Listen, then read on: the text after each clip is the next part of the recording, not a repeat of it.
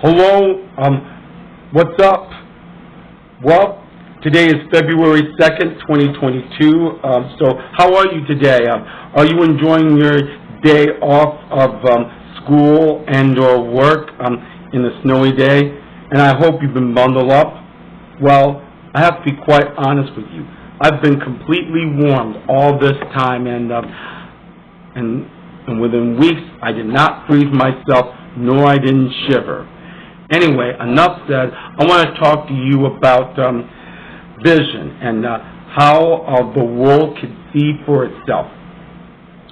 Now, it was really up to one who was given jobs to every disciple, who, of course, was Jesus. When he left the earth, he commissioned his own disciples, 2 by 2, that all the heaven and all the earth have been given by him. Consequently, Jesus had wanted each and every disciple to go to every nation, to make every nation, to baptize each other with 3 people in the name of the Father, the Son, and the Holy Spirit. He said they taught them as they taught one, and I promise you, I'll be with you at the end of the age. Fortunately, they did, and those disciples made you. That's your opinion, okay? Or you could say, Gary, Jesus has changed my life because of the obedience before you. And I must tell you something. Your commissioning has been carried over generation after generation after generation of discipling. Now, Jesus has made disciples of all nations, and that sounds like world-changing.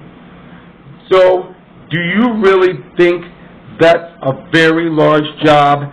The answer is yes, and more than likely so. However, what we need more are both the church and the dream that we can gather together. But what we also need is the kind of gathering that everybody can take basic steps on. And how you do that is by getting into the community of something. No, really, what we really need is a purpose here.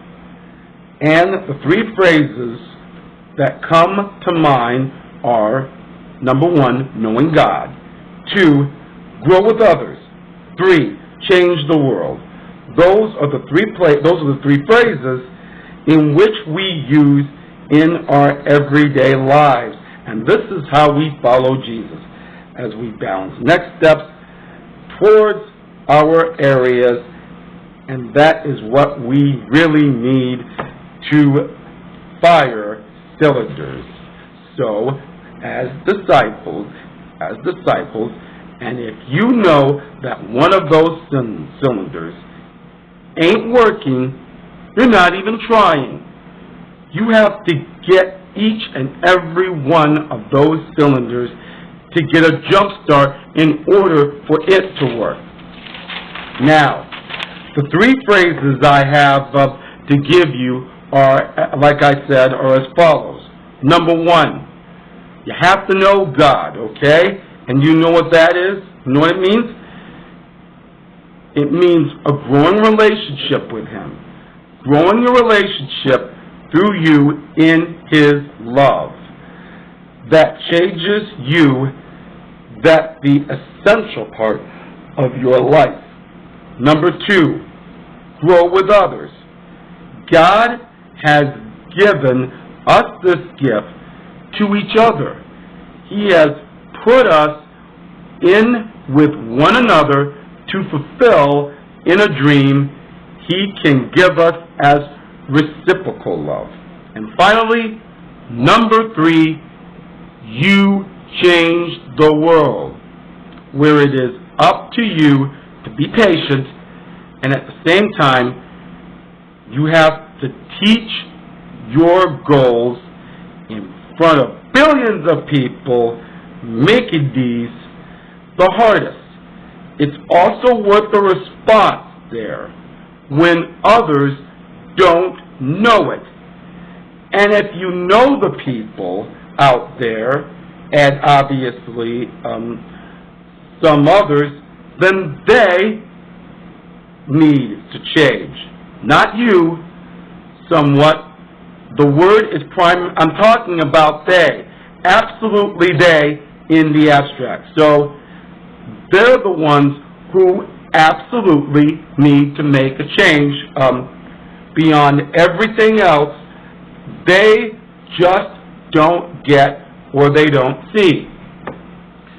Often, where over time, they just don't, where over time, they seem to overdo it and may try to find some loose scriptures or find some scriptures that are all mumbo-jumbo, when each and every one of these scriptures makes sense, where each and every one of these things, words or phrases, do always make sense to the point where others don't get, and oftentimes they're going to remain a Christian for the rest of their lives. Bottom line. Well, I hope you enjoyed the message, and my commentary, that is. I'll have more commentaries next week, okay? But in the meantime, stay warm, be blessed, and I'll see you around. Bye-bye.